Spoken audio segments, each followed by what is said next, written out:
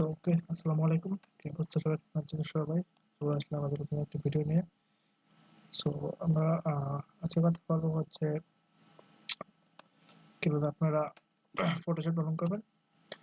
So ফটোশপের জন্য আপনারা যে কাজটা করতে হবে সেই কাজটা হচ্ছে আপনারা ফার্স্ট ব্রাউজার ওপেন করবেন।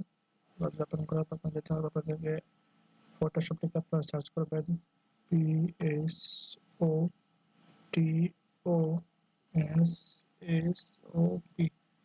ফটোশপ লিখে আপনারা এন্টার প্রেস করবেন। সো তারপর দেখতে পাবেন এখানে ফটোশপের এটা চলে আসছে। এটা হচ্ছে অ্যাডোবি ফটোশপ। অ্যাডোবি ফটোশপের একটি গ্রাফিক্স সম্পাদনকারী সফটওয়্যার। সো সাধারণভাবে এটি সফটওয়্যারটিকে শুধুমাত্র ফটোশপ নামে ডাকা হয়। এটি সফটওয়্যারটি তৈরি করেছে অ্যাডোবি সিস্টেমস। অ্যাডোবি সব থেকে জনপ্রিয় সফটওয়্যার এটি। এটা হচ্ছে বর্তমানে সফটওয়্যারটি ম্যাক ওএস ও উইন্ডোজ অপারেটিং সিস্টেমের জন্য পাওয়া যায়। সো এটা মেবি লিনাক্সে পাওয়া যায় না। আমরা যা প্রকাশ করলো সেটা অনুযায়ী যা বুঝতে পারলাম। সো এখন যেতে হবে এখানে ফটোশপ লেখা আপনারা দেখবেন অনেক ধরনের ফটোশপের এই চলে আসছে। বা যে কোনো একটাতে আপনারা ওপেন করবেন প্রোডাক্ট ফটোর ইউএসএ ফটো।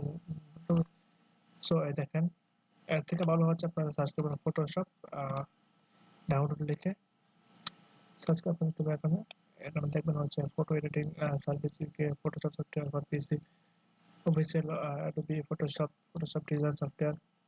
তাহলে এটাতে আপনারা ক্লিক করবেন। ক্লিক করার পর আপনারা দেখবেন হচ্ছে এখানে চলে আসবে ফটোশপে এটা। সো এটা আপনারা ফ্রি ট্রায়াল দিবেন। ফ্রি ট্রায়াল দেওয়ার পর আপনারা এখানে দেখবেন এখানে এই চলে আসছে। আপনি ইন্ডিভিজুয়াল দেওয়ার পর কন্টিনিউ করবেন। কন্টিনিউ করার পর আপনারা এখান থেকে এই ফটোশপের যে এটা আছে বা $20 পার মান্থ, মানে 20.99 সেটা হচ্ছে $21। এটাতে আপনারা ক্লিক করবেন।